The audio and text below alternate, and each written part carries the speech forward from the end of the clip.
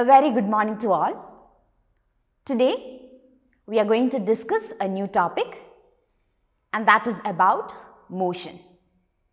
In the last class, we discussed about accurate units of measurement.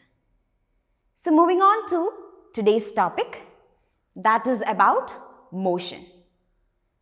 So we can see different moving things around us, right? So you can see different pictures here. Here you can see the water flowing, the birds flying, the aeroplane rising. So there are many moving things around us.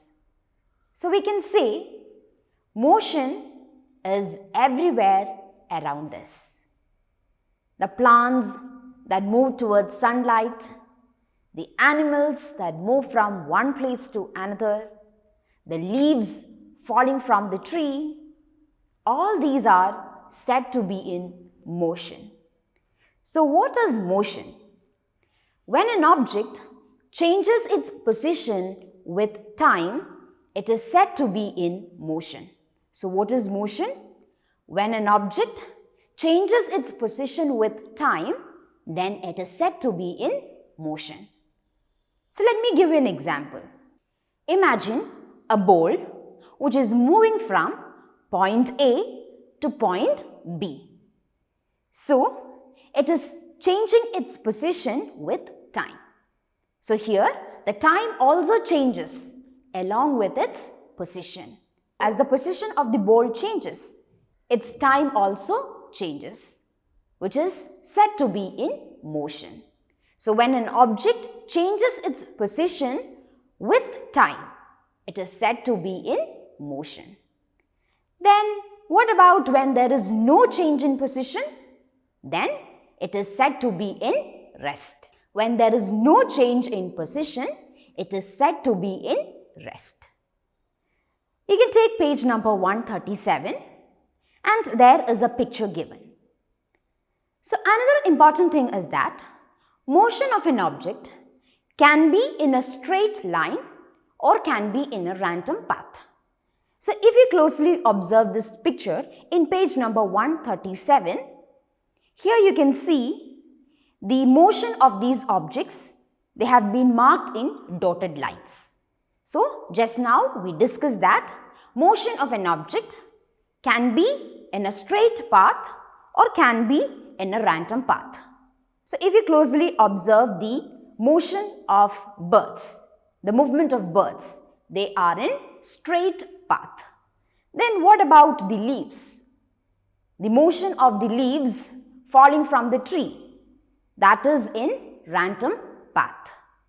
So, motion of an object can be in a straight path or it can be on a random path. So, motion means when an object changes its position with time, it is said to be in motion. When there is no change in position, it is said to be in rest. So now let's discuss about the types of motion. So these are the different types of motion. The first one is the translatory motion, rectilinear motion, circular motion, rotational motion, periodic motion, oscillatory motion, and vibratory motion. So these are the different types of motion. Today, let's discuss the first four motion, that is the translatory motion, rectilinear motion, circular motion, and rotational motion.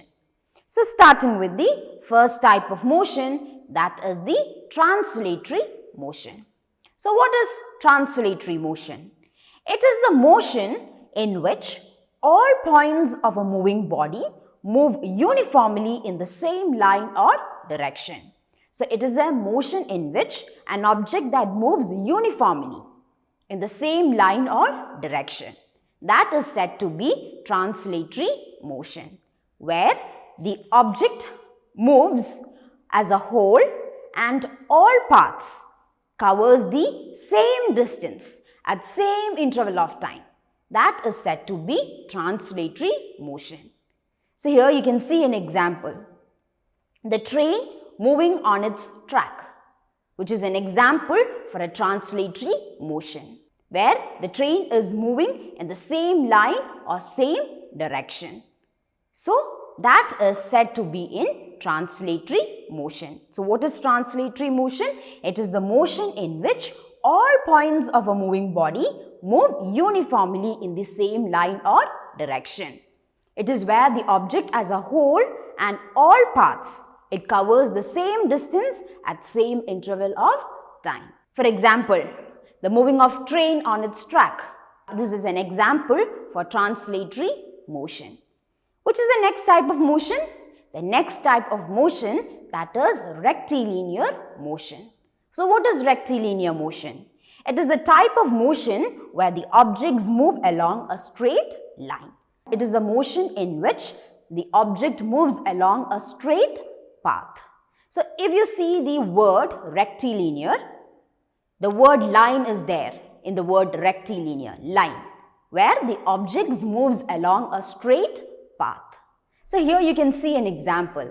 The soldiers marching on a straight path, which is said to be in rectilinear motion. Another example, car moving on a straight road, which is another example for rectilinear motion. It is a type of motion in which the objects move along a straight path. So that is called the rectilinear motion. Moving to the next type of motion, that is circular motion. So what is circular motion? It is the movement of an object along a circular path. So it is a type of movement where the object moves along a circular path. So that is called the circular motion. So let's take the example of an electric fan.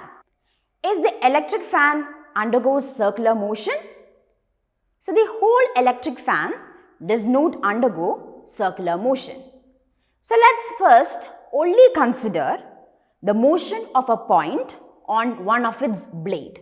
So you can see the blade of the fan. Let's only consider motion of a point on one of its blade. So if we switch on the fan, what happens? We will see that the points move in circles. So it is the blades that undergoes circular motion. So the blades of electric fans, they undergo circular motion.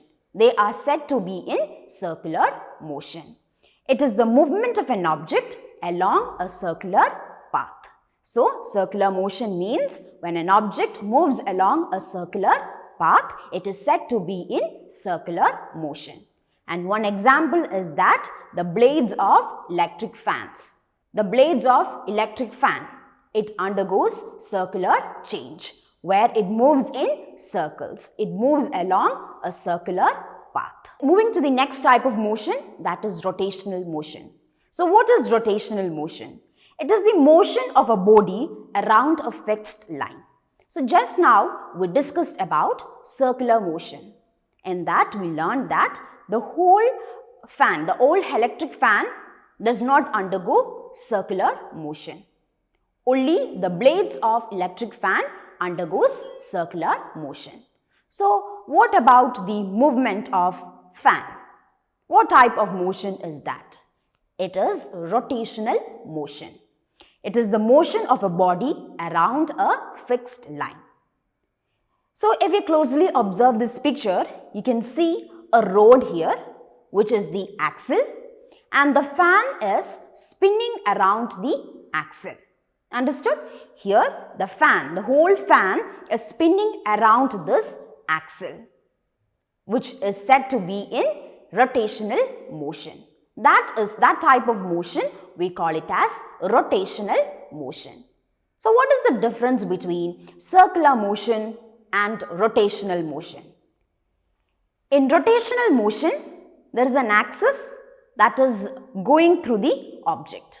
But what about in circular motion? In circular motion, there is no axis that is going through the object. So that is the difference between rotational motion and circular motion. Another example for rotational motion is the spinning of earth. So the earth is spinning on its axis. So the earth takes 24 hours to complete one rotation along its axis. The spinning of the earth along its axis is another example for rotational motion. So I hope you all understood what we have discussed today. We discussed about motion and we discussed about the different types of motion, and in that we discussed the first 4 types of motion. So we'll meet in the next class and discuss the next 3 types of motion. Till then, thank you.